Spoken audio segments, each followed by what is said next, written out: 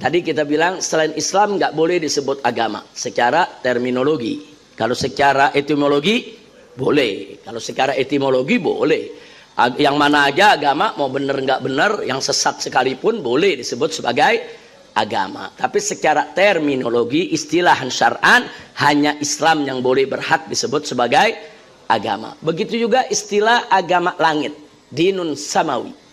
Nah, sebetulnya yang berhak disebut dinun samawi hanya Islam. Nggak ada dinun samawi selain Islam, ya kawan.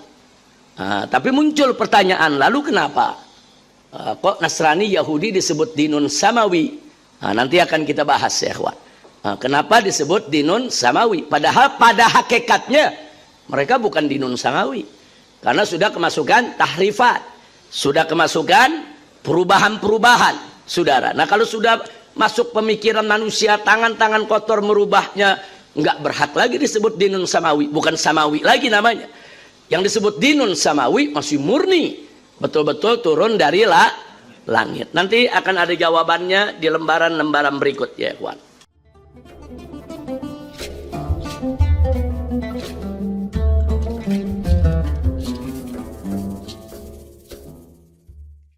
Bismillah, walhamdulillah, wassalatu wassalamu ala rasulillah wa ala alihi wa sahbihi wa mawalah.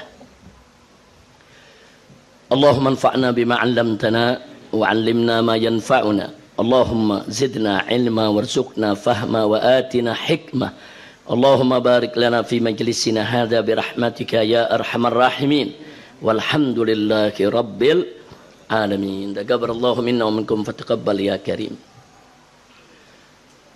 Kepada segenap para asatidz, alhamdulillah baru saja kita menimba ilmu kepada guru kita yang mulia Al-Muhtaramul Mukarram Sahibul Fadilah Kiai Haji Mahfuz Asirun hafizahullahu ta'ala wa ra'ah famatanallahu bituli hayatih, amin ya rabbal alamin. Hari ini ada beberapa tamu kita yang datang dari luar kota. Di sebelah kiri saya ini ada Habib Ali Zainal Abidin Al-Jufri. Beliau adalah Imam FPI Madura. Jadi seluruh Madura dengan 4 kabupatennya, penasehat utama daripada DPD FPI-nya adalah Al-Habib Ali Zainal Abidin Al-Jufri. Beliau dulu salah satu daripada santri Abuya Sayyid Muhammad bin Alwi Al-Maliki. Kebetulan saat dulu beliau di sana, saya juga kuliah di Riyadh, yang setahun sekali saya datang ke Abuya. Nah, jadi alhamdulillah kehadiran beliau mudah-mudahan bisa menjadi penyebab turunnya rahmat dan barakah. Di sebelah kanan saya juga tadi ada, mana tamu-tamu kita? Ada yang dari Sampang Madura, kemudian ada yang dari Pontianak, Naam, ada Kiai Awit. Dari mana Kiai Awit? Bukan tumben kelihatan di depan ya. Mudah-mudahan Kiai Awit sehat selalu. Amin, amin. Baik ya kawan. Habib, mustajil? Baik. Baik ya kawan, kita lanjutkan. Kita sudah sampai sekarang di halaman 42. 42. Manahij tamyiz. Isma'u rahimakumullah wa radhiyallahu ta'ala ankum ajma'in. Al-matlabul awal ta'rifuddin. Jadi kita sekarang masuk ke sub bahasan yang pertama dari al-mabhasul awal, yaitu tentang ta'rifuddin. Ta'rif artinya definisi. Kalau bahasa Indonesianya definisi. Dari kata arafa ya'rifu, artinya ta'rif, bagaimana kita jadi mengetahui, mengenal apa yang dimaksud dengan ad-din. Li kalimatid-din ma'anin katsiratun fil lughah. Jadi kata din ini kalau kita buka ma'ajim wal qawamis artinya banyak sekali. Termasuk kalau kita baca Maliki Yaumiddin, din di situ artinya bukan agama. Din di situ artinya hari pembalasan. Nah, jadi kadang-kadang din ada berarti agama, kadang-kadang ada berarti hari pembalasan. Tapi yang kita ambil di sini sebagaimana Dzakara Ibn Manzur rahimahullahu taala fi lisanil Arabi ma'anin muta'addidah lid-din. Jadi Ibn Manzur yang mengarang kitab Lisanul Arab juga menyebutkan beberapa makna untuk kata ad-din. Minha di antaranya at-ta'ah wal Islam wal adah wasyan. Nah, jadi din itu kadang-kadang diartikan ta'ah. Nah, jadi din bisa bermakna taat atau dia bermakna Islam, bermakna pasrah. Kemudian kadang-kadang juga bermakna adah, yaitu suatu yang menjadi kebiasaan. Atau kadang-kadang juga berarti syan, yaitu suatu urusan tertentu. Waqal, di mana beliau berkata, "Wad-dinu lillahi min hadza innama huwa ta'atuhu wa ta'abbudu lahu." Nah, jadi kalau kita bicara tentang ad-din lillah, din bagi Allah dari pengertian yang tadi sudah kita sebutkan, maka maksudnya adalah ta'atuhu, yaitu mentaatinya, atau wa ta'abbud lahu, dan beribadah kepadanya. Kemudian wa dzakara Fairuz Zabadi fil Qamusil Muhit ma'anin ukhra. Di sana ada beberapa makna lainnya yang disebutkan oleh Al-Fairuz Zabadi lid-din minha al-Islam wal ibadah wat ta'ah.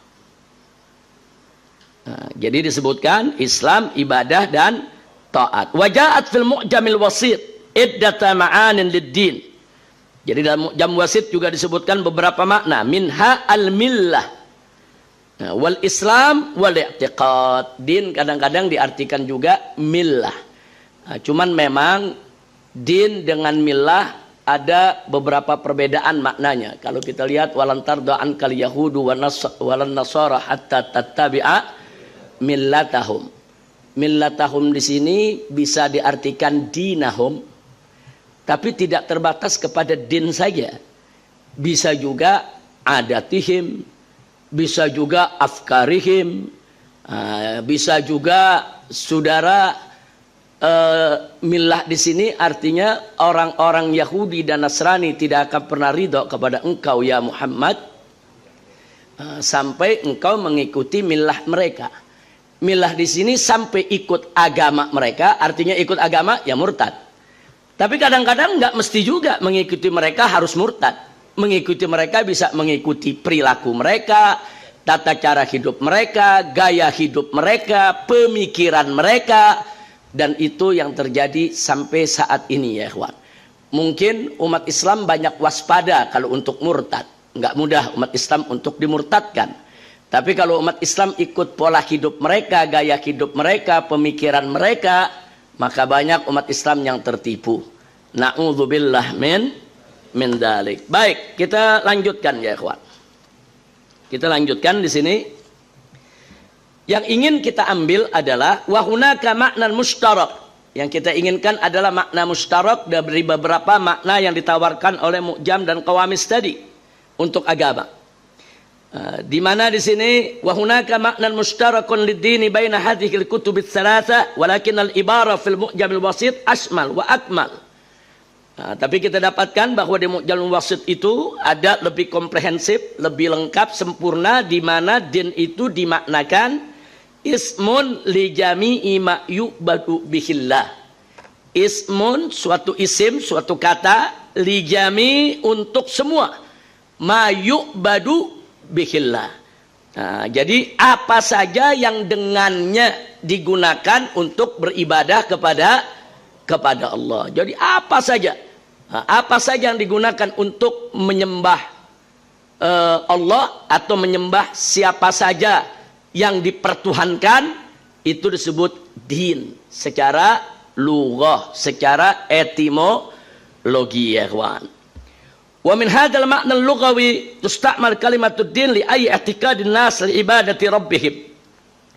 Jadi berangkat dari makna secara etimologi ini, maka kata din ini digunakan untuk i'tiqadin nas li ibadati rabbihim, untuk keyakinan manusia mana saja yang menyembah Tuhan mereka. Nah, artinya famin huna, artinya berangkat dari sini, kullu millatin yusamma dinan. Jadi agama apa saja secara lughah boleh disebut sebagai din. Agama apa saja. Ya ikhwan, kita nggak peduli apa saja. Kalau ada kumpulan ajaran yang ditujukan untuk menyembah sesuatu yang dipertuhankan, maka ajaran tersebut disebut sebagai din secara lughah, saudara. Karenanya saudara nggak peduli apakah itu sawaan kana samawiyan au am ghairi samawi, apakah itu agama yang samawi atau yang bukan samawi, wasawaan kana dinal haq au dina ghairil haq, apakah itu agama yang hak atau agama yang tidak hak, saudara. Famin hadzal muntaliq, berangkat dari ini, tusammal i'tiqadat min islamin wa yahudin wa nasara wa sabi'a wa majusin wa ghairiha minal i'tiqad adyana. Nah, jadi kalau dari segi bahasa boleh aja Islam disebut agama, Yahudi disebut agama, Nasrani disebut agama, Majusi disebut agama. Mau agama yang benar, mau agama yang enggak benar, mau agama asli, mau agama palsu, mau agama langit, mau agama yang merupakan produk budaya, maka semua boleh disebut sebagai agama. Amma makna din istilahan wa syar'an, sedangkan makna agama secara terminologi, begitu juga secara syariat, al-masyhur indal ulama, yang populer di tengah ulama, fahuwa adalah wad'un ilahiyyun sa'iqun lidzawil uqulis salimah biikhtiyarihimil mahmud ila ma fihi salahihim bidzat fi dunyahum wa ukhrahum. Nah, jadi kalau berdasarkan terminologi, agama itu adalah sesuatu yang diletakkan oleh Allah, wad'un ilahi, aturan ilahi, bukan produk basyari, bukan produk akal manusia, bukan. Kalau produk akal manusia itu bukan makna agama yang sebenarnya. Makna agama yang asli secara syariat adalah aturan ilahi, saudara, yang diperuntukkan untuk siapa? Dzawil uqulis salima, untuk akal-akal yang sempurna, akal yang sehat, saudara, di mana mereka bisa memilih dari ajaran agama tersebut untuk kebaikan dunia dan akhirat mereka. Ini makna agama secara terminologi. Jadi secara terminologi, agama itu adalah suatu kumpulan aturan ilahi yang diperuntukkan bagi manusia yang punya akal sehat untuk menentukan jalan hidupnya bagi kebahagiaan dunia dan akhirat, saudara. Nah, fabihadzal makna, kalau kita gunakan makna yang sebenarnya ini sesuai terminologi, yutlaku ismuddin ala dinil islami faqat wala yutlak ala ghairihi abadan. Jadi kalau kita memakai makna agama sesuai terminologi yang sebenarnya, maka kata agama hanya boleh digunakan untuk agama Islam saja. Selain Islam enggak berhak disebut agama secara terminologi. Kenapa? Karena selain Islam bukan aturan ilahi lagi. Karena aturan ilahi di sana sebagian agama, saudara, apakah itu ahlul kitab, yuharrifunal kalima an mawadihi, mereka sudah mengubah-ubah. Jadi nggak ada lagi itu aturan Allah yang asli, saudara, kecuali dalam ajaran Islam. Nah, maka itu kalau kita pakai terminologi, nggak ada yang berhak disebut agama kecuali hanya agama Islam saja. Makanya Allah nyatakan dalam Al-Quran, inna dina indallahil Islam, agama di sisi Allah Islam, nggak ada agama yang lain, ya kawan. Nah, makanya secara terminologi, saudara, hanya Islam yang boleh disebut sebagai agama, li'annal islama huwa dinul wahid, karena Islam adalah agama satu-satunya, alladzi yakunu wad'an ilahiyan sa'iqan linnas ila sa'adatihim fid darin. Jadi satu-satunya yang masih mengikuti aturan Allah untuk umat manusia ini, untuk kebahagiaan dunia dan akhirat mereka, Saudara, hanya agama Islam. Sehingga hanya Islam yang boleh disebut sebagai agama. Baik, kita lanjutkan. Lidinillahi azza wa jal arkanun. Jadi agama Allah ini punya rukun. Biha yatimuddin wa biduniha yadhi'uddin. Biha yatimuddin. Artinya rukun ini menentukan. Dengan rukun tersebut agama sempurna. Tanpa rukun tersebut agama akan lenyap, hilang. Walidinillahi azza wa jal.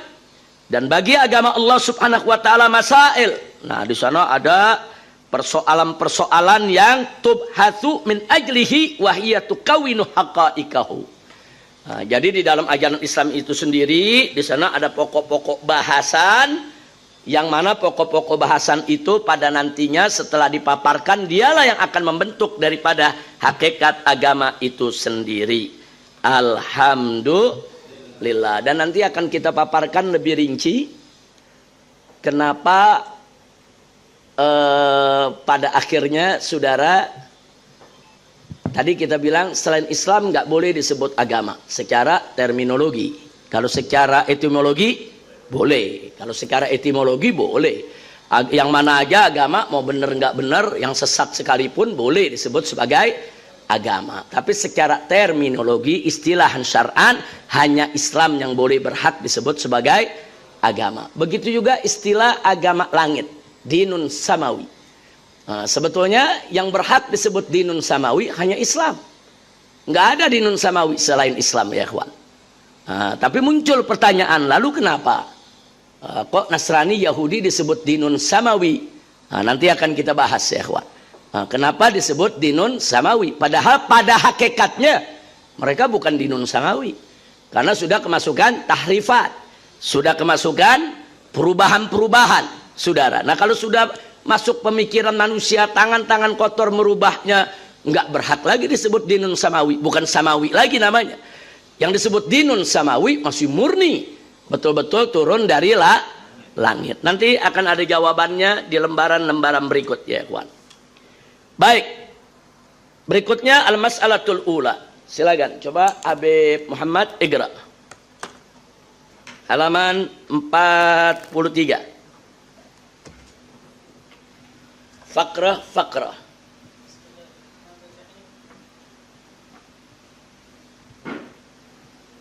Ya, tim media.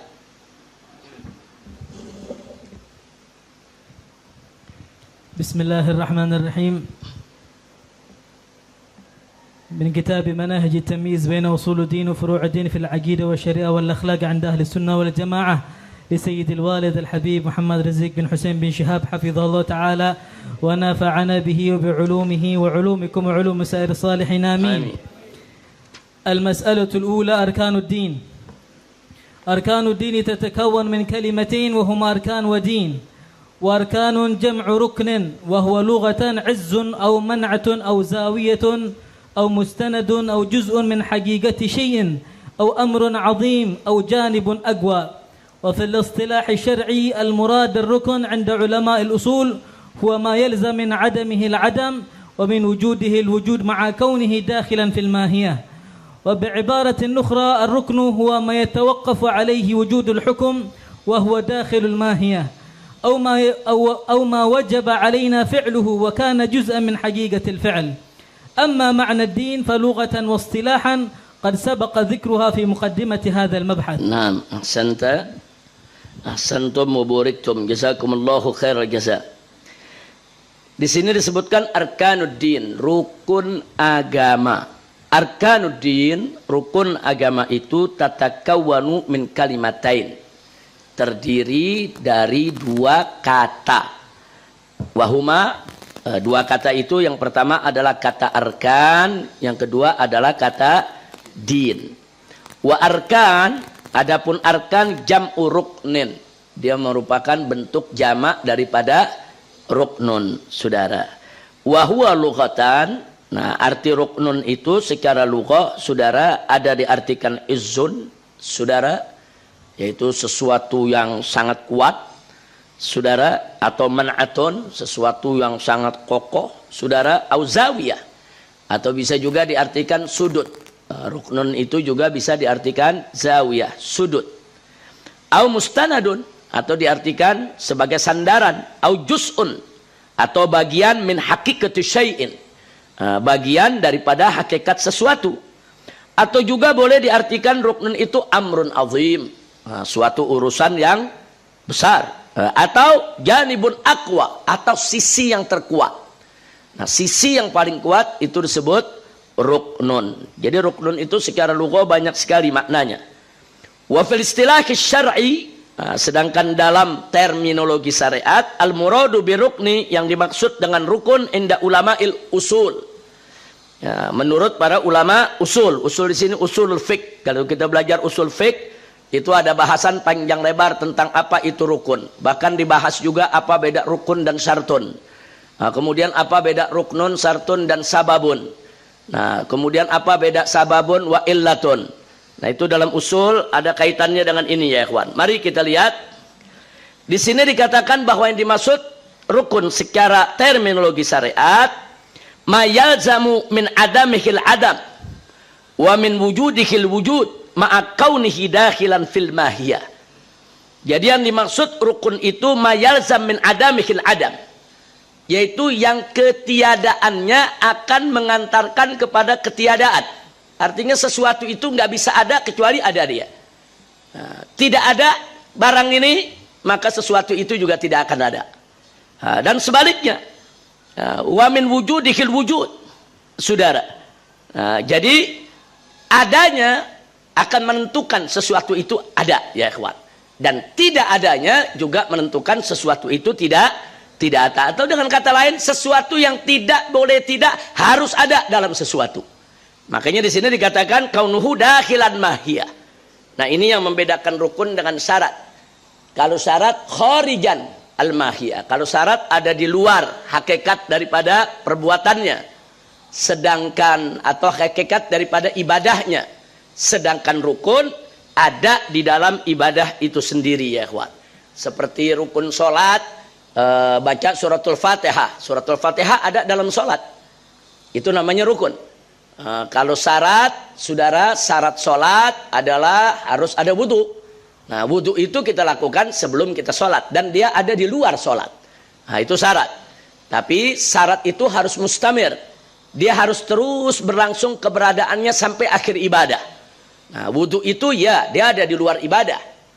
Kita wudhu dulu baru kita sholat, dia di luar. Tapi keberadaan wudhu itu harus mustamir. Dalam sholat harus ada wudhu. Wudhu nggak ada, batal, sholat batal. Nah, itu perbedaan antara rukun dengan syarat ya ikhwan. Maka itu sebagaimana perlu kita ketahui seperti niat sholat. Saudara, jumhur ulama mengatakan niat sholat itu rukun. Makanya dia harus saudara dilakukan pada saat kita melakukan takbiratul ihram. Dia tidak dilakukan qabla takbir atau ba'da takbir. Nah, kenapa? Karena dianggap dia rukun yang harus diikat dengan takbiratul ihram. Tapi ada segelintir ulama mengatakan niat itu syarat, bukan rukun. Kalau dikatakan syarat berarti niat di luar sholat. Gubail takbiratul ihram. Jadi sebelum dia takbiratul ihram dia pasang niat. Nah, begitu dia pasang niat, baru dia takbir, Allahu Akbar. Nah, itu bagi yang mengatakan syarat, sah sholatnya. Bagi yang mengatakan itu syarat. Tapi kalau yang mengatakan itu rukun, nggak sah. Yang mengatakan syarat, sah. Nah, kalau niat itu dilakukan sebelum takbiratul ihram. Jadi perbedaan terjadi karena ulama berbeda. Ini syarat apa rukun? Nah, tapi yang menarik, saudara, kalau itu dianggap syarat, maka kesadaran kita bahwa kita berada di dalam sholat itu harus mustamir sampai akhir sholat. Harus mustamir keberadaan kita. Kita harus sadar betul kalau kita tuh memang sedang dalam keadaan sholat. Nah, jadi syarat ini entengnya saat diterapkan karena sebelum takbiratul ihram. Beratnya harus mustamir. Nah, kalau rukun, saudara, beratnya dibarengin takbiratul ihram. Itu banyak yang was-was tuh ya kawan. Yang was-was tuh bisa bolak-balik tuh. Saudara, dia was-was nih, udah masuk belum nih? Udah masuk belum nih? Nah, kayak mau masuk gigi nggak jadi-jadi ya kawan. Nah, memang kekurangannya di situ, tapi kelebihannya dia nggak perlu mustamir. Begitu dia udah masuk dalam takbiratul ihram, selesai. Nah, jadi kapan-kapan akan kita bahas itu, saudara. Ini bukan tempatnya. Saya punya risalah, judulnya Fiqhun Niyat. Fiqhun Niyat, fikih tentang niat. Tapi belum selesai. Saya baru selesaikan kurang lebih sekitar 50-60 halaman. Nanti kalau itu udah selesai, kita boleh lihat. Fiqhun Niyat. Fiqhun Niyat ini penting ya, ikhwan. Supaya kita tahu mana niat yang boleh digabung, mana niat yang tidak boleh digabung. Kapan niat jadi syarat, kapan niat itu jadi jadi rukun, saudara. Kemudian apa aja ibadah yang boleh digabung dan mana ibadah yang nggak boleh digabung, saudara. Itu semua ada dalam fiqhun niat. Insya Allah satu saat bisa kita bahas. Jangan sekarang. Kita lanjutkan. Wabi ibaratin ukhra, atau dengan redaksi yang lain. Kalau kita mau tahu rukun, ar-ruknu huwa ma yatawaqqafu alaihi wujudul hukm wa huwa dakhil mahiyah. Jadi rukun itu adalah yang menentukan adanya suatu hukum dan dia ada di dalam hakikat hukum itu sendiri. Au ma wajaba alaina fi'lu, atau yang wajib itu untuk kita lakukan, wa kana juz'an min hakikatil fi'il, dan dia termasuk bagian daripada hakikat perbuatan. Nah, itulah makna arkan. Amma makna din, sedangkan makna agama, falughatan wastilahan, baik secara bahasa etimologi atau secara istilah terminologi, qad sabaqa dzikruha fi muqaddimati hadzal bahas, sudah kita bahas tadi dalam muqaddimah.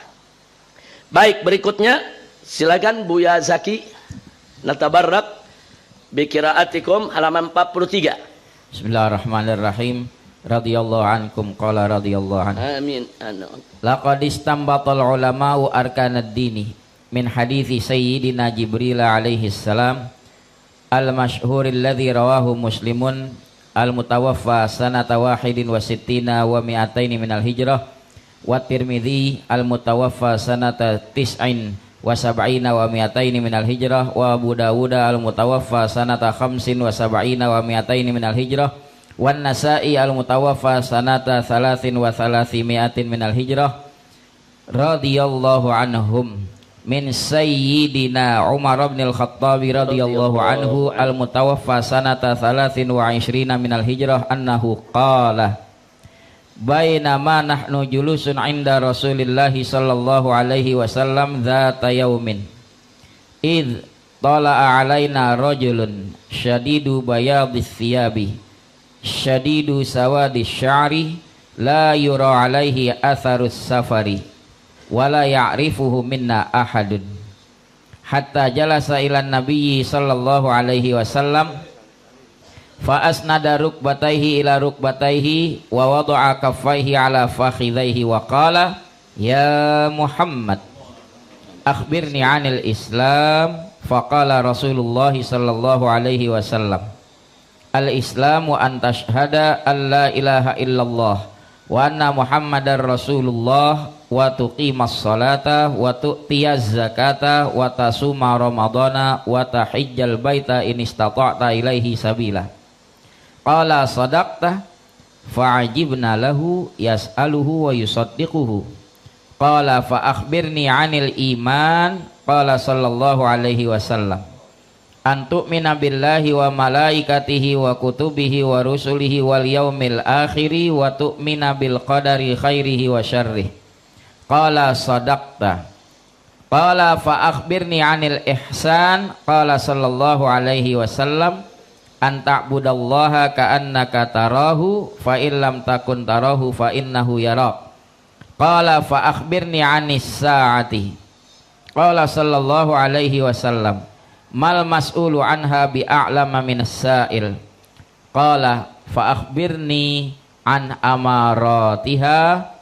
Qala sallallahu alaihi wasallam antalidal amatu rabbataha wa antarul hufatal uratal alata ri'a asya'i yatatawaluna fil bunyan thumman talaqa falabithtu maliya thumma qala sallallahu alaihi wasallam ya Umar atadri manis sa'il qultu Allahu wa rasuluhu a'lam.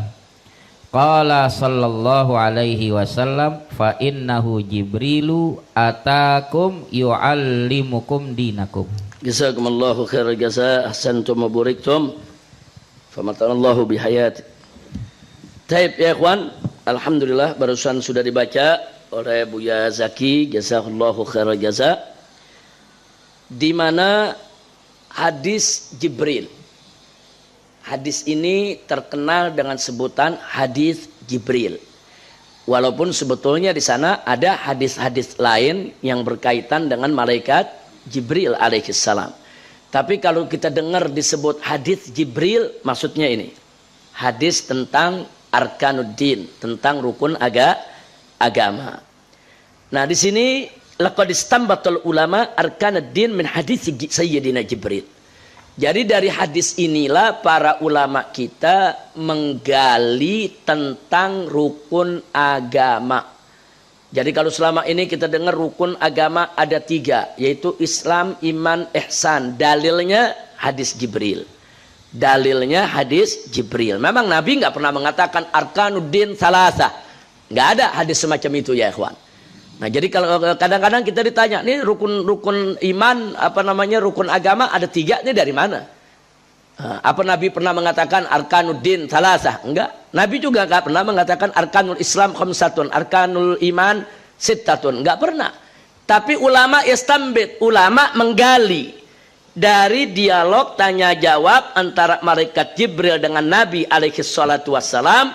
Dari situ dipahami oleh para ulama bahwa hadis ini bicara tentang arkanuddin, tentang arkanul Islam, juga tentang arkanul iman, saudara. Nah, baiklah. Sekarang mari kita lihat. Hadis ini sangat masyhur sekali, diriwayatkan oleh Imam Muslim, Imam Tirmizi, Imam Abu Daud, Imam Nasai, saudara, yang bersumber dari Sayyidina Umar ibn Khattab radhiyallahu taala anhu. Nanti akan kita lihat tentang makanah. Bagaimana kedudukan hadis ini di tengah pembahasan para ulama. Tapi mari kita lihat dulu hadisnya, di mana Sayyidina Umar ibn Khattab radhiyallahu taala anhu bercerita, bainama nahnu julusun inda Rasulillah sallallahu alaihi wasallam dzata yaumin. Jadi ketika kami sedang duduk-duduk bersama Rasulullah sallallahu alaihi wasallam pada suatu hari, ittala alaina rajulun. Nah, ketika itu datang hadir di dalam majelisnya Nabi bersama para sahabat seseorang, rajulun, seseorang. Kalau ditulis rajulun berarti rajulun majhul, ini orang nggak dikenal siapa dia, rajulun. Orang yang bagaimana? Syadidu bayadis thiyab, pakaiannya sangat putih, bersih, serba putih. Syadidu sawadis sya'r, sementara rambutnya sangat hitam, rambut kepalanya sangat hitam, pakaiannya sangat putih dan serba putih. La yura alaihi atharus safar, dan nggak kelihatan tanda-tanda bekas-bekas kalau dia habis melakukan safar. Nah, kenapa disebutkan oleh Sayyidina Umar? Karena ini sahabat nggak ada yang kenal ini orang dari mana. Berarti kalau nggak ada yang kenal dia bukan orang Madinah. Nah, berarti dari luar. Berarti orang ini mungkin musafir yang sedang mampir ke kota Madinah. Tapi tanda-tanda musafir nggak ada. Nah, tanda-tanda musafir apa? Ya, rambutnya mungkin kusut, kemudian pakaiannya juga saudara kelihatan lusuh, udah semuanya nggak ada. Orang segar bersih, saudara. Nah, kemudian wala ya'rifu minna ahad, nggak ada satupun di antara kami yang kenal siapa ini orang. Hatta jalasa ilan Nabi sallallahu alaihi wasallam, dia masuk ke majelis Nabi, langsung duduk di hadapan Nabi. Bukan sekedar duduk, fa asnada rukbatayhi ila rukbatayhi, yang mana dia punya dengkulnya berdua didekatkan dengan dengkulnya Nabi, saudara. Artinya saling betul-betul berhadapan. Wa wada'a kaffaihi ala fakhidai, dan dia letakkan kedua telapak tangannya di atas kedua pahanya. Nah, nya di sini saudara, ini diperdebatkan oleh ulama. Ini nyanya kemana nih? Dia taruh tangannya di paha dia sendiri, apa dia taruh tangannya di paha Nabi? Nah, jadi ada sebagian mengatakan dia taruh tangannya di paha dia sendiri berhadapan dengan Nabi. Nah, ada juga yang mengartikan dia taruh tangannya di paha, di atas paha Nabi. Kalau di atas paha Nabi berarti akrab betul tuh ya ikhwan. Nah, makanya sahabat lagi kebingungan, siapa ini orang? Datang duduk langsung paling depan, dirapetin itu dengkul, kemudian duduknya tangan ditaruh di atas paha, saudara. Nah kemudian selanjutnya setelah itu kata Sayyidina Umar radhiyallahu taala anhu waqal, kemudian dia berkata, ya Muhammad, saudara, manggil nama nih, ya Muhammad, wahai Muhammad, akhbirni anil Islam, kabarkan kepadaku tentang Islam. Jadi pertanyaannya bukan di sini bukan kam arkanul Islam, bukan, saudara, tapi pertanyaannya akhbirni anil Islam, sampaikan kepadaku ya Muhammad, apa itu Islam? Nabi menjawab, saudara, al-Islamu, Islam itu antashhada alla ilaha illallah wa anna Muhammadar Rasulullah. Islam itu adalah engkau bersaksi bahwasanya tiada Tuhan yang berhak disembah selain Allah, dan bahwasanya Muhammad itu adalah utusan Allah. Wa tuqimas shalah, dan kau dirikan salat, wa tu'tiyaz zakat, dan kau bayar zakat, wa tasuma Ramadan, dan kau puasa Ramadan, wa tahajjal baita, dan kau laksanakan haji ke Baitullahil Haram, ini stata'ta ilaihi sabila. Inilah yang kita kenal dengan rukun Islam, saudara. Nah ya, pertanyaannya kenapa para ulama mengatakan ini yang jadi rukun Islam, saudara? Karena waktu Nabi ditanya apa itu Islam, Nabi cuma jawab 5 perkara ini, padahal di dalam Islam banyak masalah, bukan 5 ini aja. Kalau kita bicara Islam, banyak urusan perkara dalam Islam, bukan ini aja ya ikhwan. Tapi kok kenapa Nabi cuma jawab 5 urusan Islam? Ini menunjukkan 5 ini yang utama, 5 ini yang terpenting, 5 ini yang sangat prinsipil. Makanya para ulama istimbat langsung mengambil kesimpulan, oh ini rukunnya. Ini rukunnya. Padahal dalam Islam kan ada jihad. Jihad juga penting. Kenapa nggak dijadikan rukun Islam? Dalam Islam ada hisbah, dalam Islam ada dakwah. Kenapa kok enggak dimasukin? Umpamanya dakwah wal hisbah wal jihad, enggak, yang dimasukin 5 perkara ini.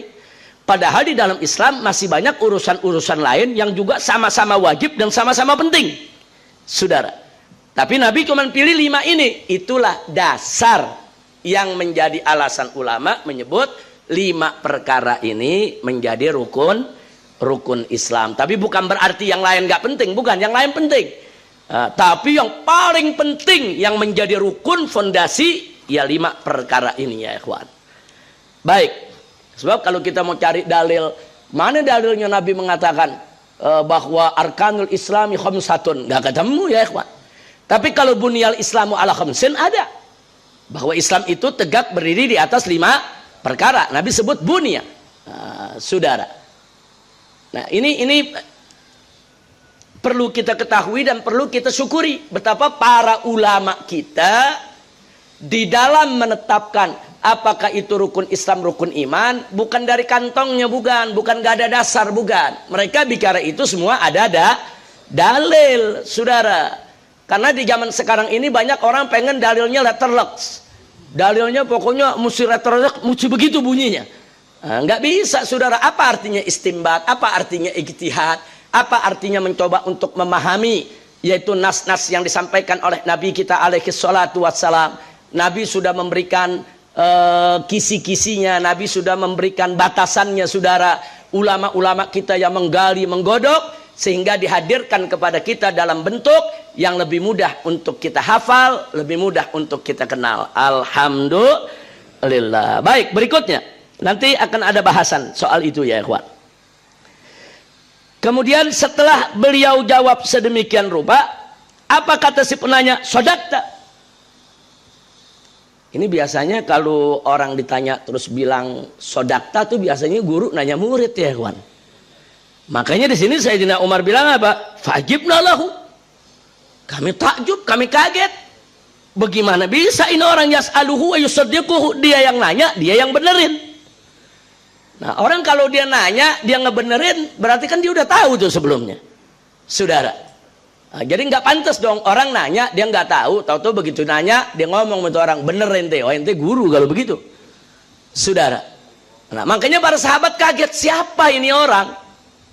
Ini orang siapa? Dia bertanya, tapi yang dia membenarkan Nabi, saudara. Nah, itu di pikiran para sahabat kita nggak paham, tuh macam-macam nih orang. Yang lagi ditebak-tebak ini siapa ini? Jangan-jangan ada yang kesel juga ya kawan. Sahabat yang lain belajar Nabi berhari-hari nggak begitu-gitu juga, duduk langsung berhadapan dengan Nabi, saudara, dengkulnya dirapetin, yang sahabat nggak pernah kerjain, tahu-tahu ngebenerin lagi jawaban Nabi alaihi salatu wassalam. Sampai di situ nggak berhenti, kemudian dia tanya lagi, "Akhbirni anil iman." Kabarkan kepadaku tentang iman. Nah, kali ini Nabi menjawab, "Antu'mina billahi wa malaikatihi wa kutubihi wa rusulihi wa bil yaumil akhir wa tu'mina bil qadari khairihi wa syarri." Yaitu kau beriman kepada Allah dan para malaikatnya serta kitab-kitab sucinya dan para rasulnya serta hari akhir, dan beriman kepada qadar, yang baik maupun yang buruk. Nah, lagi-lagi di sini kita lihat, pada saat Nabi ditanya iman, Nabi hanya menjawab 6 perkara ini. Padahal dalam soal keimanan enggak terbatas hanya 6 perkara ini. Dalam soal keimanan ada soal surga dan neraka. Di sini enggak disebutin soal surga dan neraka. Dalam soal keimanan, selain malaikat, di sana ada makhluk yang bernama jin, saudara. Kalau bicara soal ghaibiyat, di sana masih banyak persoalan-persoalan ghaibiyat di luar daripada 6 perkara ini yang juga wajib untuk kita imani. Lalu kenapa cuma 6 ini yang disebut oleh Nabi? Kok yang lain nggak disebut? Nah, disinilah istambatul ulama. Ulama beristimbat, menggali hukum. Oh, kan masalah keimanan banyak, tapi kalau yang disebut cuma 6, berarti 6 yang utama. Makanya mereka sebut ini 6 yang menjadi arkan. Ini menjadi rukun. Bukan berarti yang lain nggak penting. Beriman akan adanya bahwa al-jannatu haq wan naru haq, saudara, soal al-jaza, saudara, as-sawab, al-iqab, semua wajib untuk kita yakini, kita imani. Tapi kenapa nggak masuk di sini, saudara? Nah, ternyata yang 6 ini adalah yang fondasi. Orang kalau udah beriman 6 ini, yang lain ngikut. Yang lain tuh urusan-urusan ghaibiyat yang lain akan ngikut kalau yang 6 perkara ini dia imani. Kira-kira jelas tidak? Jadi itu yang menjadi dasar para ulama menyebut kalau rukun iman itu ada 6. Tapi bukan berarti masalah iman ada 6. Masalah iman banyak, rukun imannya 6. Masalah Islam banyak, rukun Islamnya 5. Nah, maka itu bedain antara arkan dengan masail, saudara. Arkanul Islam khamsatun, tapi masailul Islam katsirah. Arkanul iman sittatun, tapi masailul iman katsirah, saudara. Nah, jadi jangan dibatasi persoalan Islam dan iman hanya di dalam rukun saja. Jadi di luar rukun masih ada perkara-perkara lain yang wajib kita yakini akan kebenarannya, baik menyangkut keislaman maupun menyangkut keimanan. Baik, lagi-lagi si penanya tadi mengatakan sodakta, betul engkau. Nah, kemudian dia bertanya lagi, fakhbirni anil ihsan, kabarkan kepadaku apa itu ihsan. Singkat Nabi menjawab, anta'budullah ka'annaka tarahu fa illam takun tarahu fa innahu yarak. Yaitu engkau menyembah Allah, ibadah kepada Allah seakan-akan engkau melihat Allah. Walaupun sebenarnya kau tidak melihat Allah, fa innahu yarak. Maka ketahuilah, yakinilah bahwa Allah akan selalu melihat hambanya. Allah melihat engkau. Nah, ini yang disebut ihsan. Makanya rukun ihsan cuma satu. Ini dia, meyakini tentang muraqabah ilahiyah, ya. Rukun ihsan cuma satu. Ini rukun ihsan. Dia meyakini adanya muraqabah ilahiyah, ada pengawasan melekat dari Allah Subhanahu wa taala. Nah, kemudian setelah itu ditanya lagi Nabi, fa akhbirni anis saah, kabarkan kepadaku tentang hari kiamat, as-saah. Nah, jawaban Nabi menarik, ya kawan, luar biasa.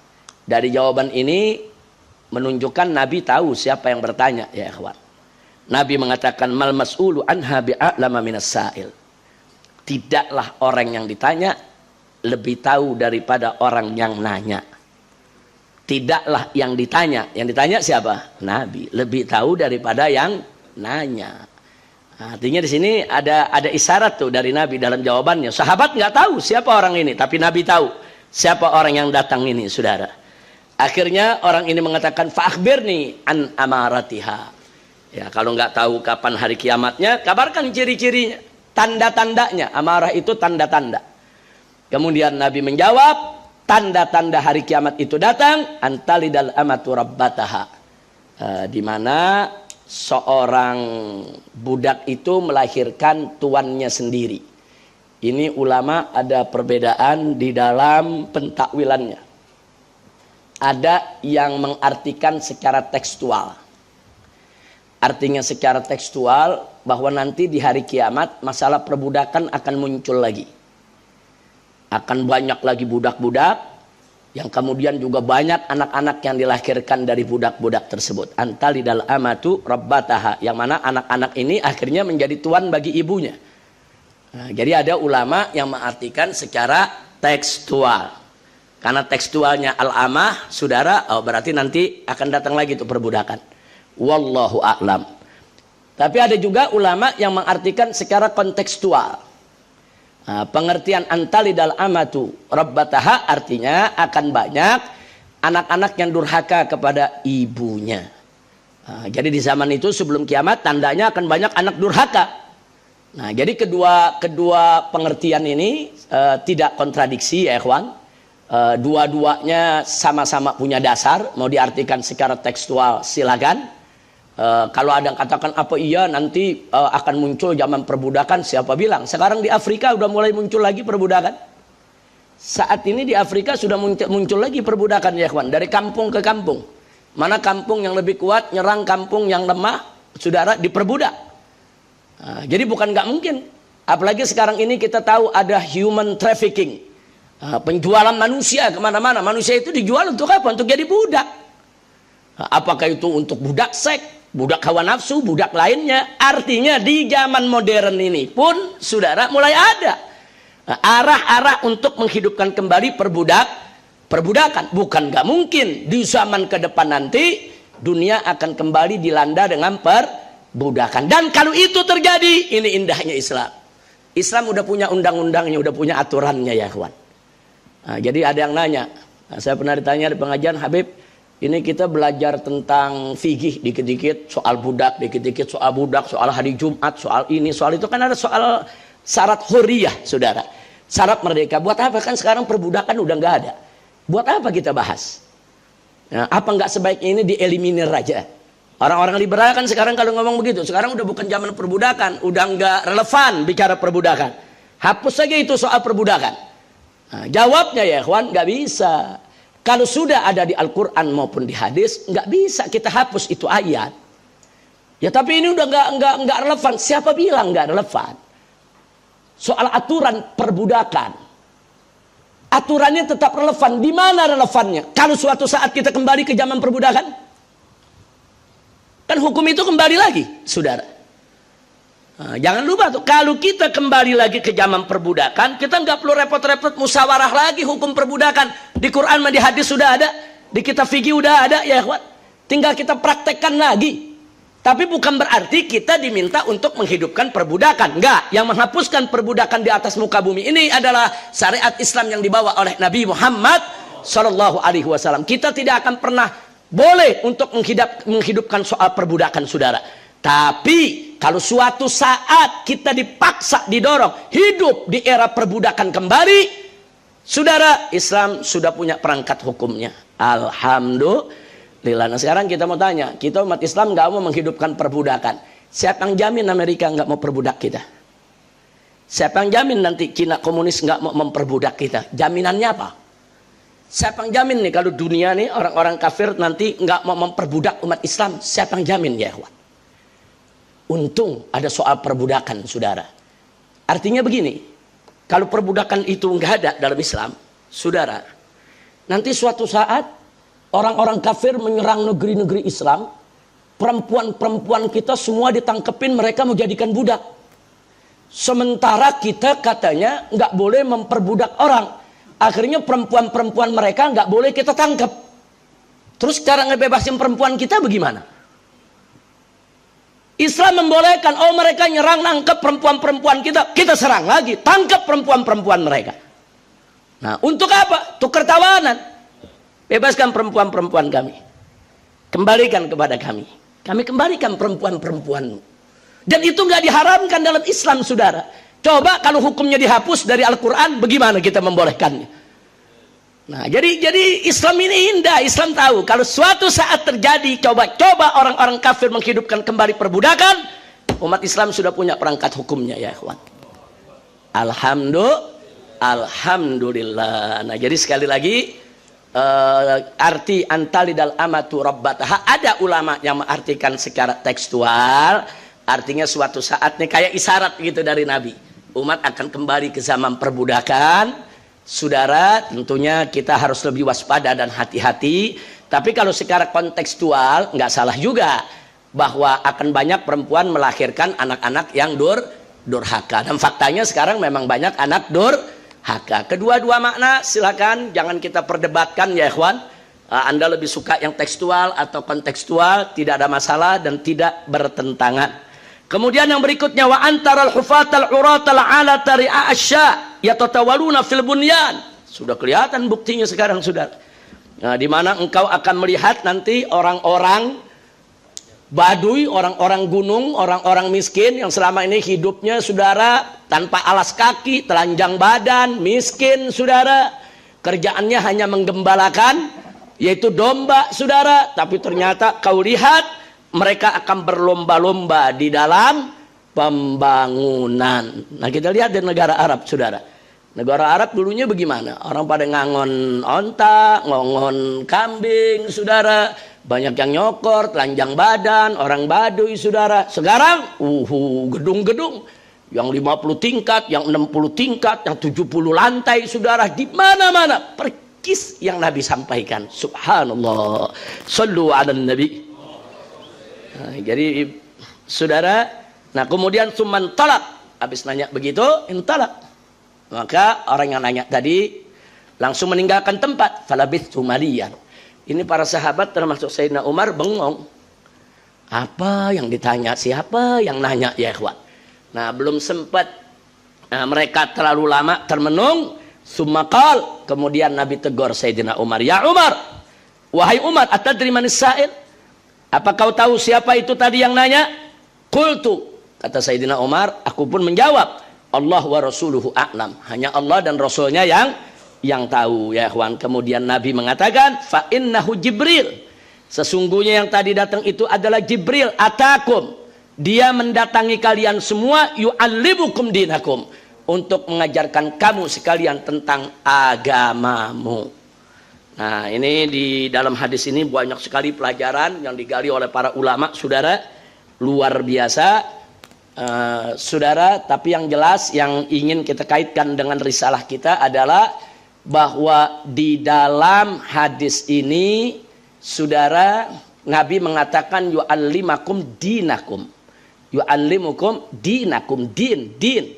Oh, berarti yang Nabi jawab tadi semua adalah urusan inti daripada agama. Makanya hadis ini dijadikan dalil untuk arkanuddin, bukan arkanul Islam ya. Arkanul Islam ya juga, arkanul iman ya juga, tapi secara keseluruhan adalah arkanuddin, rukun agama. Rukun agama ada 3, yaitu yang pertama Islam, yang kedua iman, yang ketiga adalah ihsan. Alhamdulillahirabbil alamin. Baik, selanjutnya silakan yang siapa baca? Alwi, fadhal. Qala radhiyallahu ta'ala ankum. Qala an-Nawawi asy-Syafi'i rahimahullahu ta'ala al-mutawaffa sanad 76 wa 600 hijriyah. واعلم أن هذا الحديث يجمع أنواع من العلوم والمعارف والآداب واللطائف. أنواعا ini harusnya yajma'u anwa'an. Anwa'an diperbaiki itu ya kawan. Anwa'an minal العلوم والمعارف والآداب واللطائف بل هو أصل الإسلام.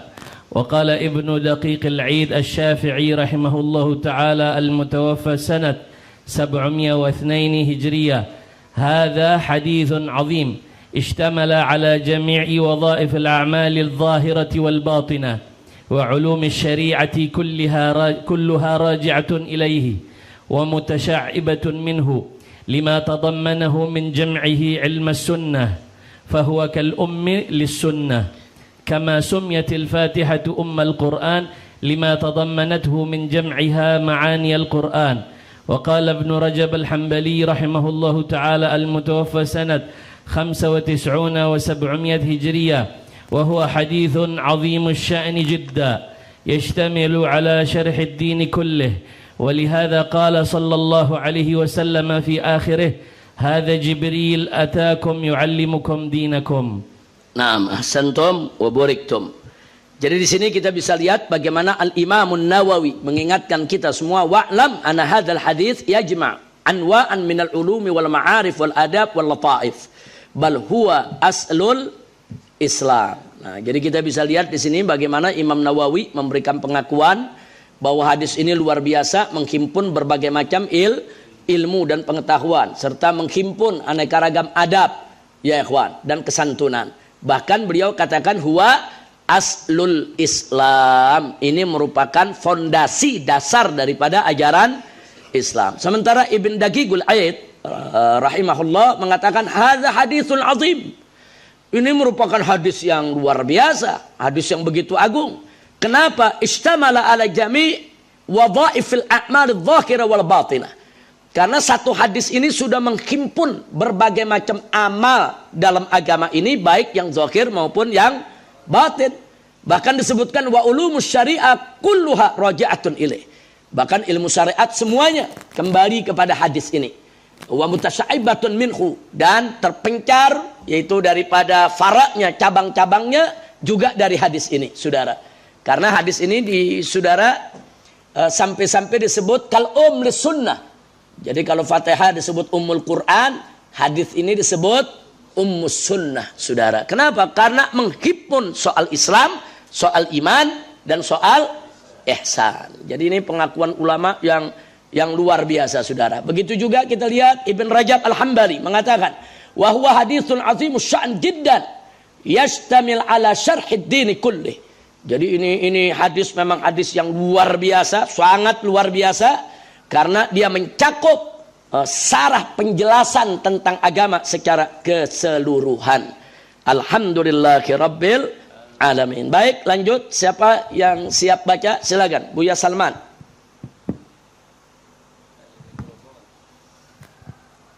Bismillahirrahmanirrahim. Qala radhiyallahu ankum al-madhhab 'inda ulama'i ahli sunnah wal jamaah salafan wa khalafan anna hadits Jibril alaihi salam al-madhkur hujjatun li arkan ad-din al-hanif thalathati wa hiya al-islam wal iman wal ihsan. Hadhihi al-'anasir thalathatu tusamma arkanan lid-din al-hanif li'anna wujudaha yalzamu wujud ad-din ويلزم عدم وجودها عدم وجود الدين الحنيف وهي داخل ماهية الدين الحنيف. فهذه الأركان الثلاثة متحدة مترابطة متكاملة ولا تتجزأ بحيث لا يكون الدين بالمعنى الاصطلاحي الشرعي إلا بها. فلا يوجد مسلم بلا إيمان وإحسان، ولا يوجد مؤمن بلا إسلام وإحسان، ولا يوجد محسن بلا إسلام وإيمان. Ahsantum wa baraktum, jazakallahu khair. Jadi di sini disebutkan al-masyhur inda ulama ahli sunnati wal jamaah salafan wa khalafan anna hadits Jibril yang tadi kita bacakan hujjatun li arkaniddin. Ini merupakan hujjah, dalil daripada rukun agama yang tiga, yaitu Islam, iman, dan ihsan. Kemudian dikatakan hadhil anasir salasatu sama arkanan lid-dinil hanif. Kenapa disebut rukun agama? Li anna wujudaha yalzamu wujudad-din. Karena keberadaan ketiganya itu membuat agama jadi ada. Satu aja enggak ada, maka agama tidak ada, ya ikhwan, tidak tegak karenanya. Fahadhil arkan salasa. Nah, rukun yang tiga ini muttahidatun, mutarabitatun, mutakamilah wala tatajazza. Artinya dia ini menjadi satu kesatuan yang saling melengkapi dan menyempurnakan dan enggak boleh dipilah-pilah. Maksudnya nggak boleh dipilah-pilah, saudara. Kalau dari segi tadris, taklim, kita memilah. Ini iman, ini Islam, ini ihsan, nggak ada masalah, boleh. Tapi kalau dari segi pengamalan nggak boleh dipilah. Mana bisa dipilah, ya ikhwan. Nah, jadi kalau orang mau menegakkan Islam, menegakkan sholat, ya dia kan mesti punya iman. Kalau nggak ada iman, ya dia nggak sholat. Nggak bisa dipilah. Oh iman aja tanpa sholat, nggak bisa. Atau sholat aja tanpa iman, nggak bisa. Nah, jadi makanya kalau kadang-kadang kita ditanya, mana yang lebih dahulu kita pelajari, soal Islam, soal iman, atau soal ihsan? Jawabnya, saudara, secara simultan, tiga-tiga hanya harus dipelajari bersamaan. Nggak bisa. Nggak ada iman tanpa Islam, dan nggak ada Islam tanpa iman. Begitu juga soal ihsan. Ketiganya satu sama lainnya saling melengkapi dan saling menyempurnakan, tidak boleh dipisahkan. Nah, maka itu pelajarilah ketiga-tiganya secara simultan dari sejak kecil. Anak-anak kita ajarkan apa itu Islam, apa itu iman, apa itu ihsan, dan apa hubungan di antara ketiganya. Nah, baiklah, insya Allah di pertemuan yang akan datang kita cukup menarik apa yang disampaikan oleh guru kami tercinta, yaitu Sayyidil Imam Al-Habib Abu Bakar Adani Al-Masyhur, ya ikhwan. Beliau punya satu kitab di mana di situ beliau sebutkan bahwa hadis Jibril ini rukun agama bukan 3, tapi rukun agama ada 4. Yang pertama rukun yaitu Islam, kedua iman, ketiga ihsan, keempat alamatus sa'ah. Alasan beliau karena alamatus sa'ah disebut secara tersendiri dan itu ditanyakan oleh Jibril. Nah, sehingga dia, saudara, secara disiplin keilmuan mestinya dia menjadi rukun yang keempat. Nah, bagaimana pandangan para ulama yang lain tentang ini akan kita bahas di pertemuan yang akan datang, insya Allah. Jadi kita akan bicara tentang sulasiyatul arkanuddin dengan rubaiyah arkanuddin. Jadi sebetulnya pendapat yang terkuat yang mana? Rukun agama itu ada 3 atau ada 4, saudara. Nah, ini akan kita baca di kesempatan yang akan datang, insya Allah. Nah, untuk penyempurnaan daripada rukun tadi, mari kita lihat di layar semuanya.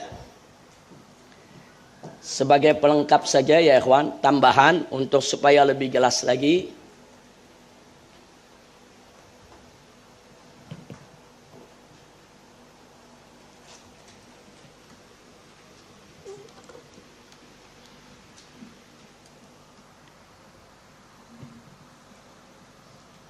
Coba tim media tayangkan laptopnya ke televisi. Mana tim media? Tayangkan ke televisi. Semua televisi harus tayang.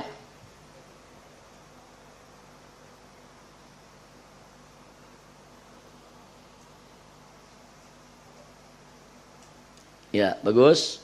Perhatikan di layar semua. Kita lihat ya ikhwan. Kita sekarang bicara tentang agama Islam yang terdiri dari akidah, syariah, dan akhlak. Akidah itu yang tadi kita bilang iman. Syariah itu yang tadi kita bilang Islam. Akhlak itu yang tadi kita bilang ihsan. Ya ikhwan. Baik, ini hadis Sayyidina Jibril alaihissalam. Tidak perlu saya bacakan lagi, sudah ada dalam kitab tadi kita. Langsung saja dari hadis tersebut kita lihat ada arkanuddin. Nah, arkanuddin yang pertama tadi ada iman, ada Islam, ada ihsan ya ikhwan. Nah, baik. Sekarang apa yang dimaksud iman? Iman ini adalah a'mal i'tiqadiyah. A'mal i'tiqadiyah, a'mal yang berkaitan dengan i'tiqad, dengan keyakinan, dengan kepercayaan, itu semua disebut iman. Sedangkan Islam, masalah keislaman adalah a'mal zahiriyah. Nah, kita lihat an-nutqu bisyahadatin. Mengucapkan 2 kalimat syahadat. 2 kalimat syahadatnya masuk soal keimanan. Tapi an-nutqu itu amalul lisan. An-nutqu itu amalul lisan. Itu perbuatan lisan. Itu termasuk keislaman. Itu termasuk a'mal zahiriyah. Makanya kan syarat masuk Islam apa? Mengucapkan 2 kalimat syahadat, harus diucapkan. An-nutqu itu syarat keislaman.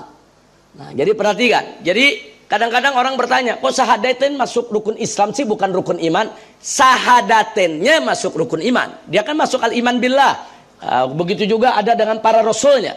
Tapi an-nutqu bisyahadatain. Perhatikan an-nutqu, pengucapan 2 kalimat syahadat itu termasuk a'mal zahiriyah. Baik. Kita lanjutkan, perhatikan. Jadi Islam tadi kita sudah sebut a'mal zahiriyah. Sekarang al-ihsan.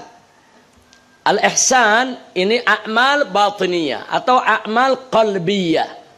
Dia menyangkut urusan hati. Karena kalau kita bicara tentang akhlak, baik itu akhlak yang mahmudah maupun yang mazmumah, itu bicara tentang hati ya ikhwan. Maka itu disebut a'mal batiniyah. Nah, ilmu yang membahas soal keimanan itu kita kenal dengan nama ilmu akidah. Nah, atau disebut juga ilmu aqaid atau i'tiqad, atau disebut juga ilmu tauhid, atau disebut juga ilmu usuluddin, atau disebut juga ilmu kalam dan seterusnya. Nah, kemudian sedangkan ilmu yang membahas soal keislaman disebut ilmu syariah, atau kadang-kadang disebut ilmu fikih, atau juga disebut tentang ilmu furu', atau disebut juga tentang ilmu ahkamul Islam. Ini penamaan ilmu, terserah mau disebut ilmu syariat, ilmu fikih, ilmu furu' dan seterusnya. Nah, sedangkan yang membahas tentang ilmu keihsanan itu disebut ilmu akhlak, atau disebut juga ilmu adab, atau disebut juga ilmu suluk, atau disebut juga ilmu tasawuf, atau disebut juga ilmu thariqah. Jadi apapun namanya, semuanya merucut kembali kepada penjelasan soal bahwa arkanuddin itu menyangkut iman, Islam, ihsan, atau kita sebut juga mencakup akidah, syariat dan akhlak. Makanya kalau kita bicara Islam berarti kita bicara akidah, syariat dan akhlak. Baik, kita lanjutkan sekarang. Hubungan akidah, syariat dan akhlak. Kenapa tadi kita bilang nggak bisa kita pisah-pisahin? Secara praktek nggak boleh dipisahkan. Secara keilmuan, disiplin ilmu, untuk taklim, untuk tadris, boleh aja dipisah. Tapi pada prakteknya semua menjadi satu kesatuan, tidak terpisahkan. Kenapa? Karena tanpa akidah yang terjadi syariat nggak bakal bisa tegak. Mana bisa syariat ditegakkan tanpa akidah? Dan tanpa akidah, akhlak juga tidak akan pernah mulia. Jangan mimpi akhlak mulia tanpa kekuatan akidah. Nah, begitu juga tanpa syariat. Syariat gak diamalkan, sholat gak ditegakkan, puasa gak dijalankan. Dari mana akidah bakal kokoh? Justru puasa itu diantaranya adalah la'allakum tattaqun, supaya kamu lebih bertakwa, supaya akidahnya lebih mantap, lebih kuat kepada Allah. Nah, begitu juga tanpa syariat, jangan mimpi akhlak akan mulia. Nggak bakal kita bisa menjaga akhlak tanpa syariat ya ikhwan. Salat aja kita tahu bahwa inna sholata tanha 'anil fahsya'i wal munkar. Salat itu mencegah dari perbuatan keji dan munkar, termasuk mencegah dari akhlak-akhlak yang mazmumah. Kemudian tanpa akhlak, nah maka akidah nggak bakal kuat. Bagaimana akidah mau kuat tanpa akhlak? Nah, kita kalau bicara akhlak kan di sana ada tawadu, ada penghambaan kepada Allah, kemudian di sana juga ada ikhlas, ibadah hanya untuk Allah. Itu yang memperkokoh, memperkuat akidah kita. Nah, dan tanpa akhlak, syariah nggak bakal bisa jalan ya ikhwan. Artinya bahwa hubungan akidah, syariat dan akhlak sangat erat, sangat pekat, nggak bisa dipisahkan. Satu sama lainnya saling melekat menjadi satu kesatuan. Nah, masih kita bicara akidah, syariat dan akhlak. Nah, kita bisa katakan dengan akidah yang kuat dan pelaksanaan syariat yang benar, niscaya akhlak pasti mulia. Sesuai dengan misi kenabian yang dibawa oleh Rasulullah SAW, di mana beliau sabdakan innama bu'itsu liutammima makarimal akhlak. Jadi misi kenabian yang dibawa oleh Nabi Muhammad SAW adalah untuk memuliakan akhlak. Nah, jadi kenapa kita diajarkan oleh Nabi akidah yang lurus? Kenapa kita diajarkan oleh Nabi untuk melaksanakan aneka ragam ketentuan syariat supaya akhlak kita mulia? Kenapa kita sholat? Supaya akhlak mulia. Kenapa kita puasa? Supaya akhlak mulia. Kenapa kita tidak boleh berzina? Supaya akhlak mulia. Nah, kemudian jadi hubungannya luar biasa. Nah, sekarang apa kaitan akidah dengan filsafat dan ideologi? Saya berkali-kali di majelis ini mengatakan akidah itu bukan ideologi. Akidah itu bukan ideologi. Ideologi itu dari kata idea. Ide. Apa ide? Pemikiran. Saudara, akidah bukan pemikiran. Akidah itu bukan hasil buah pikiran kita, bukan. Akidah itu dasarnya wahyu dari Allah, bukan buah pikiran, bukan hasil pemikiran akidah. Nah, maka itu kalau kita mau tahu bagaimana akidah lebih tinggi dari filsafat dan ideologi, mari kita lihat. Nah, akidah produk ilahi. Artinya akidah itu datang dari Allah. Sedangkan filsafat dan ideologi adalah produk insani. Kenapa? Karena dia hasil buah pikiran manusia. Beda. Nah, jadi mana bisa akidah disamakan dengan filsafat dan ideologi, saudara? Jadi filsafat dan ideologi itu ada di bawah akidah. Nah, kemudian yang kedua, mari kita lihat akidah bersumber dari wahyu. Nah, karena memang datangnya dari Allah, maka sumbernya adalah dari lewat proses wahyu. Sedangkan filsafat dan ideologi, saudara, itu sumbernya akal manusia. Ya beda dong yang bersumber wahyu dengan bersumber akal manusia. Yang ketiga, mari kita lihat. Akidah tidak boleh ditukar. Boleh kita tukar akidah? Murtad. Saudara, tapi filsafat dan ideologi boleh gak ditukar? Boleh. Dan bisa terjadi. Dulu di tahun 50 kita tukar ideologi, saudara. Pancasila kita berubah. Pancasila kita nggak seperti Pancasila yang sekarang. Waktu negara kita Republik Indonesia Serikat, ideologi Pancasila kita berubah lagi susunannya, saudara. Nah, baru setelah dekret 5 Juli tahun 1959 kita kembali ke Pancasila yang ada dalam Undang-Undang Dasar 18 Agustus 1945 yang kita kenal saat ini, saudara. Berarti berubah tidak itu? Berubah. Ideologi bisa berubah. Tergantung keputusan politik, ya kawan. Siapa yang punya kekuatan politik, siapa yang punya kekuasaan, dan bagaimana kesepakatan bangsa dan rakyatnya, ideologi setiap saat bisa berubah, saudara. Tapi akidah nggak boleh ditukar. Ideologi boleh ditukar? Boleh. Kadang-kadang satu ideologi cocok untuk satu bangsa di zaman ini. Zaman akan datang belum tentu itu ideologi cocok, ya kawan.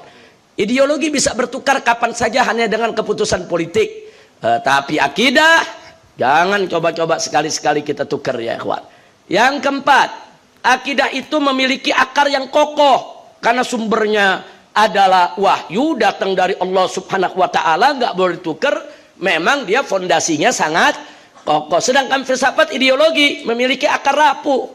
Saudara, ideologi itu bertarung terus antara ideologi sosialis, ideologi komunis, ideologi liberalisme, terus bertarung, saudara. Nah, terkadang sosialis menang lawan liberalis, kadang-kadang liberalis yang menang lawan sosialis, terus terjadi perdebatan pemikiran dan akar mereka rapuh, ya kawan. Nah, kita bisa lihat yang bangga dengan demokrasi. Indonesia pakai demokrasi. Apa hasilnya sekarang? Kita lihat. Di mana-mana terjadi kekacauan, di mana-mana terjadi keruwetan, saudara. Nah, jadi jangan kemudian kita jadikan demokrasi itu sebagai agama. Pokoknya kalau demokrasi Indonesia pasti jadi baldah thayyibah. Siapa bilang? Belum tentu, saudara. Nah, karena itu di sini sekali lagi, saudara, akarnya rapuh. Filsafat dan ideologi. Sementara sekarang kita lihat yang kelima, akidah memiliki dimensi dunia dan akhirat. Sedangkan filsafat ideologi hanya urusan dunia. Kalau akidah ngatur dunia akhirat, kita bawa dari dunia sampai ke akhirat. Nah, sementara filsafat dan ideologi kita nggak bawa ke akhirat sana, ya kawan. Baik, nah di sini kita hanya ingin membuktikan akidah lebih tinggi dari filsafat dan ideologi. Muncul pertanyaan, apa dalam Islam nggak ada filsafat? Ada, tapi bukan Islam yang lahir dari filsafat. Filsafat yang lahir dari Islam, makanya disebut filsafat Islam. Saudara, boleh aja, silakan. Tapi jangan penggunaan kata filsafat nanti kita memutuskan seolah-olah Islam lahir dari filsafat. Enggak, Islam tidak lahir dari filsafat, Islam tidak lahir dari hadharah, Islam tidak lahir dari ideologi, enggak. Tapi dari Islam lahir filsafat Islam, lahir ideologi-ideologi yang digali dari ajaran Islam, lahir, saudara, yaitu daripada keputusan-keputusan filsafat dan ideologi yang diambil dari ajaran-ajaran Islam. Nah, makanya sekarang ada yang bertanya, lalu bagaimana ideologi Pancasila? Kita lihat aja. Kalau sila-silanya tidak bertentangan dengan Islam, nggak apa-apa kita ambil sebagai sebuah ideologi. Tapi kalau ada silanya yang bertentangan dengan syariat Islam, wajib kita tolak yang bertentangan. Nah, tapi alhamdulillah selama ini Pancasila, umat Islam nggak pernah ada masalah. Karena Pancasila itu lahir dari rahim ulama. Karena ijtihadnya para ulama, sehingga sila-sila dalam Pancasila nggak bertentangan dengan ajaran Islam. Jadi kalau Pancasila mau dikatakan suatu ideologi negara yang lahir dari rahim Islam, silakan. Tapi jangan Islamnya disebut ideologi ya ikhwan. Nah, kira-kira mudah-mudahan jelas ya. Ini yang perlu kita garis bawahi. Berikutnya, lalu bagaimana syariat? Syariat lebih tinggi dari aturan dan hukum ya ikhwan. Dari aturan, dari konon dan lain sebagainya, syariat jauh lebih tinggi. Kenapa? Mari kita lihat. Sama seperti tadi. Dasar syariat adalah akidah. Syariat Islam ini berdiri atas dasar akidah. Sedangkan dasar aturan hukum adalah filsafat dan ideologi. Tadi kita udah bahas soal akidah yang kokoh, akidah yang luar biasa. Ya tentu dasarnya saja sudah beda antara syariat dengan aturan dan hukum yang dibuat oleh manusia. Yang kedua, syariat tunduk kepada hukum Allah. Nah, sedangkan yang namanya aturan dan hukum yang dibuat oleh manusia tunduk kepada konstitusi. Yang ketiga, kita lihat syariat tidak boleh diubah. Nah, bagaimana syariat yang datang dari Allah dan Rasulnya jangan coba-coba kita ubah ya ikhwan. Nah, tapi yang namanya aturan dan hukum kapan aja boleh diubah. Apalagi dalam dunia demokrasi, tergantung keputusan suara terbanyak ya ikhwan. Kadang-kadang tergantung siapa yang bayar. Nah, yang bayarnya gedean dia yang punya undang-undang ya, seperti Omnibus Law yang menguntungkan oligarki saudara. Syariat nggak bisa perjualbelikan begitu. Yang keempat, syariat lengkap mencakup semua aspek. Aspek apa yang nggak ada dalam syariat? Aspek ibadat, aspek muamalat, lengkap semua ada. Nah, sedangkan aturan dan hukum nggak lengkap. Kita boleh periksa undang-undang di Indonesia aja nggak lengkap. Ada perkara yang belum diatur kok dalam undang-undang. LGBT aja nggak ada di KUHP. Emang sengaja nggak dimasukkan ya kawan. Sehingga kita sekarang menuntut LGBT jadi susah. Alasannya belum ada aturannya, belum ada hukumnya. Nah, jadi memang aturan hukum itu tidak lengkap. Bahkan dibuat hanya sesuai keinginan syahwat para politisi saja ya kawan.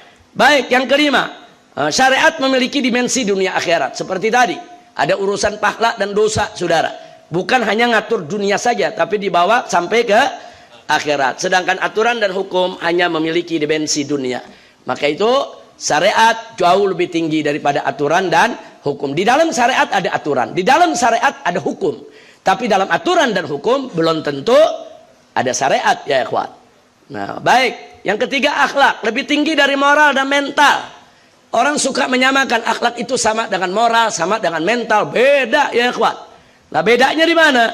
Antara lain kita lihat, yang namanya akhlak itu berakar dari ajaran Islam. Akhlak itu berakar dari ajaran Islam. Kalau ajaran Islam mengatakan ini akhlak baik, ya baik. Kalau ajaran Islam mengatakan ini akhlak jelek, ya jelek. Sesuai ketentuan ajaran Islam. Nah, sedangkan moral dan mental itu berakal dari berbagai ajaran. Makanya kalau bicara moral dan mental, saudara, dalam agama Buddha juga ada, dalam agama Hindu juga ada, dalam agama Yahudi dan Nasrani juga ada. Ada mereka pelajaran-pelajaran soal moral dan mental serta budi pekerti ada. Tapi akhlak mereka nggak punya, ya ikhwan. Akhlak itu murni hanya datang dari ajaran yang dibawa oleh Nabi Muhammad Sallallahu Alaihi Wasallam. Nah, maka itu karena akhlak ini sumbernya berakal dari ajaran Islam, saudara, maka dia universal, dia berlaku untuk bangsa apa saja, daerah mana saja. Beda dengan moral dan mental. Satu perbuatan di satu daerah dianggap bermoral, di daerah lain belum tentu dianggap bermoral. Nah, jangan lupa tuh, moral bisa beda-beda, tergantung penilaian, saudara. Penilaian adatnya, sukunya, agama yang berlaku di tempat. Moral mental bisa beda-beda, tapi kalau akhlak dia nggak berbeda.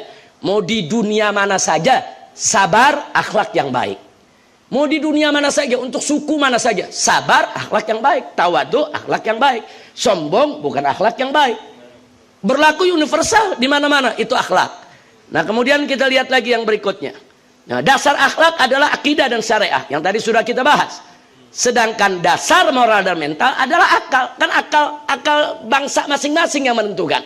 Saudara, di daerah ini bertamu pagi itu dianggap bermoral. Di daerah lain bertamu pagi diomelin orang, saudara.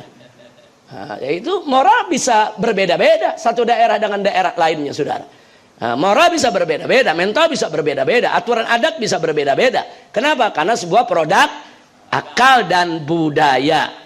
Kemudian yang 5, akhlak adalah visi misi kenabian. Visi misi kenabian innama bu'itsu li utammima makarimal akhlak, saudara. Sedangkan moral dan mental bukan visi misi kenabian. Makanya saya pernah sampaikan di sini, kata akhlak bahasa Indonesianya nggak ada ya kawan. Nggak ada bahasa Indonesianya apa akhlak? Nggak ada. Dibilang moral bukan. Dibilang budi pekerti bukan. Dia lebih tinggi dari budi pekerti, lebih tinggi dari moral, lebih tinggi dari mental. Nggak ada. Makanya kata akhlak di dalam Al-Quran maupun hadis diterjemahkan ya akhlak juga, saudara. Karena standarnya adalah Al-Quran dan hadis. Mari kita lihat, akhlak menjaga moral dan mental. Akhlak itu menjaga moral dan mental. Kalau akhlak baik, pasti moral mentalnya baik. Tapi moral dan mental nggak bisa jaga akhlak. Nah, jadi moral mental nggak bisa jaga akhlak. Justru akhlak yang menjaga moral dan mental. Kemudian akhlak memiliki dimensi dunia akhirat. Karena bagian daripada ajaran Islam, moral dan mental hanya memiliki dimensi dunia. Nah, dari sini mari untuk kesimpulan supaya lebih jelas. Mari kita lihat.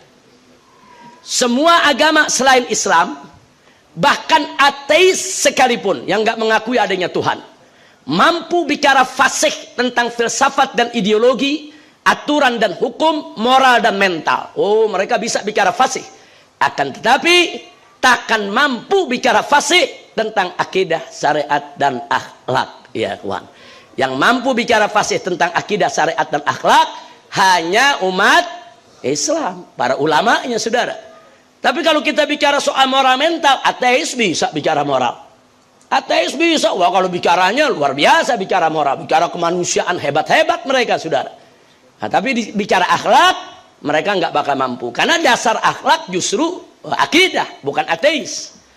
Nah, kemudian masih dalam kesimpulan, saudara, Islam adalah akidah, syariat dan akhlak, sehingga sangat mampu menuturkan dengan fasih seluruh dimensi ketiganya, termasuk sangat fasih menguraikan filsafat dan ideologi, aturan dan hukum, moral dan mental. Kenapa? Kalau orang sudah fasih bicara akidah, filsafat dan ideologi kecil, saudara. Kalau orang sudah fasih bicara syariat, soal aturan dan hukum sepele, saudara, kecil dia bicarakan.